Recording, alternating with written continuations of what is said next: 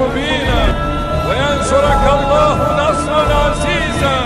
Ve sevgililer sevgilisi لتفتحن القسطنطينية ولنعم الأمير ذلك أمر ولنعم الجيش ذلك الجيش. Ayasofya, ey muhteşem mabet, merak etme, Fatih'in torunları bütün putları devirip seni camiye çevirecekler. Gözyaşlarıyla abdest alıp secdelere kapanacaklar. Tehlil ve tekbir sadaları boş kubbelerini yeniden dolduracak. İkinci bir fethi olacak. Ozanlar bunun destanını yazacaklar. Ezanlar ilanını yapacaklar. Sessiz ve öksüz minarelerden yükselen tekbir sesleri fezaları yeniden inletecek. Şerefelerin yine Allah'ın ve Hazreti Muhammed'in şerefine ışıl ışıl yanacak. Bütün dünya Fatih dirildi sanacak. Bu olacak Ayasofya, bu olacak. İkinci bir fetih, yeni bir basubadel mevt. Bu muhakkak. Bu günler yakın.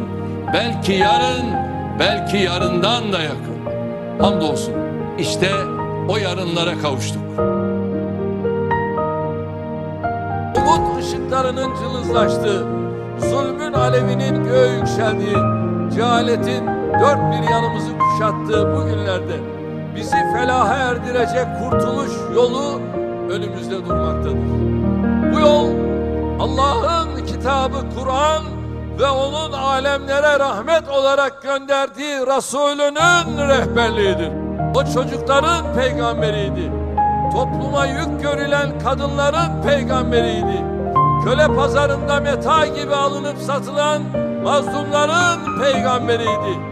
Yine o yetimlerin, öksüzlerin, fakirlerin, en çok da kimsesizlerin peygamberiydi.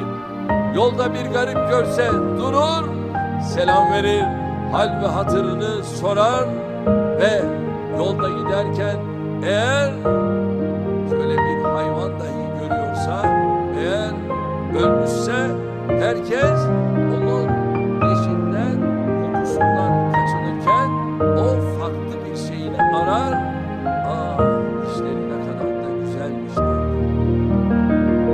Böyle bir peygamberin ümmetiyiz.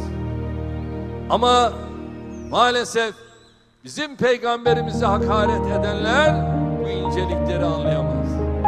Bir köşede ağlayan bir çocuk görürse yanına gidip gözyaşlarını siler. Cömertlik, tevazu, muhabbet, kuvvet, cesaret, vefa gibi insanın özüne ait bütün iyi hasletler onda birleşmiş, ondan neşet etmiştir.